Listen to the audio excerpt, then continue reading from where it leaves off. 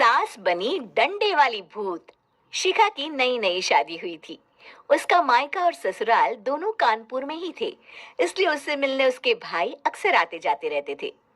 ये बात शिखा की सास मीना को बिल्कुल पसंद नहीं थी।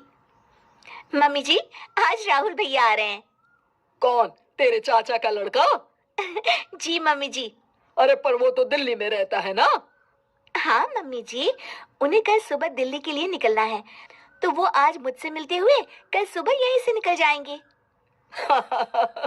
हमने तो धर्मशाला खोल रखी है ना। कुछ कहा क्या मम्मी जी? अब मैंने कहा हाँ हाँ, आने दे तेरे भैया को, जमकर खातिरदारी करेंगे। अब तो कुछ करना ही पड़ेगा, इससे पहले कि मेरा घर धर्मशाला बन जाए। ये कैसी बातें कर रही हो मीना? सच ही तो कह रही हूँ।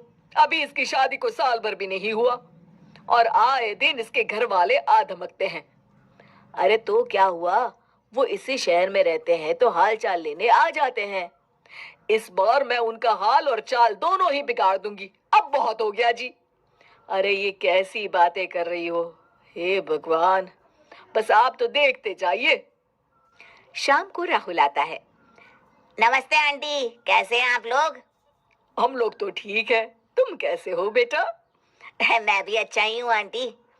बस आज रात के बाद नहीं रहोगे? चलिए भैया, मैं आपको हमारा घर दिखाती हूँ। रात में खाने के टेबल पर शिखा, रोहित कहीं दिखाई नहीं दे रहा। जी भैया, वो ऑफिस के काम से बाहर गए हैं, कल शाम तक आएंगे। अच्छा अच्छा। बेटा, क्या तुम भूत प्रेत में मानते हो? नहीं नहीं आंटी जी, पर अचानक आपको ये ख्याल कहाँ से आ गया? पता नहीं क्यों, कभी कभी मुझे लगता है जैसे रात के समय बैठक में कोई घूमता रहता है। ये आप क्या कह रही हैं मम्मी जी? हाँ, तुम लोग घबरा ना जाओ, इसलिए मैंने आज तक इस बारे में कुछ नहीं कहा। ये आपका वहम होगा आंटी जी, ऐसा कुछ नहीं होता। हो सकता है। चलो अब मेरा सोने का टाइम हो गया है तो चलती हूँ मैं। शिखा बेटा, राहुल के सोने की व्यवस्था वहीं दीवान पर कर देना। जी पापा जी। अब चलिए भी। अच्छा, तो बैठक में सोने वाले हैं साहबजादे। क्या बड़बड़ा रही हो? कुछ नहीं, आप सो जाइए।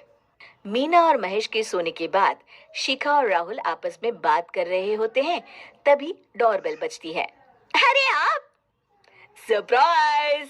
काम जल्दी खत्म हो गया तो मैं आज ही चला आया। ये तो बहुत अच्छा किया। देखिए राहुल भैया भी आए हुए हैं, आप दोनों का मिलना भी हो जाएगा। कैसे हो रोहित? मैं तो ठीक हूँ भैया। शिखा, मैं भी आज यहीं सो जाता हूँ, राहुल भैया से बातचीत भी हो जाएगी। अच्छा अच्छा ठीक है। मीना आधी रात को उठती है, कंबल मुंह से पैर तक ओढ़ के डंडा लेके बैठक में आती है और देखती है दीवान पर चादर ओढ़े कोई लेटा हुआ है। देखो तो कैसे मजे से सो रहा है बहन के ससुराल में। मीना ताबड़तोड़ 4-5 डंडे मार देती है। अरे मर गया, अरे बचाओ बचाओ, कौन है? मीना जल्दी से अपने कमरे में भाग जाती है। हे भगवान, ये मैंने क्या किया? ये रोहित कहाँ से आ गया? लगता है ये नालायक राहुल मेहमानों वाले कमरे में सो गया होगा। आज तो इसकी खैर नहीं। उधर बैठक में, अरे क्या हुआ रोहित? मैं बाथरूम में था, तुम्हारे चिल्लाने की आवाज सुनी। पता है भैया, मैं सो रहा था, अचानक से कोई आकर मुझे डंडे मारने लगा।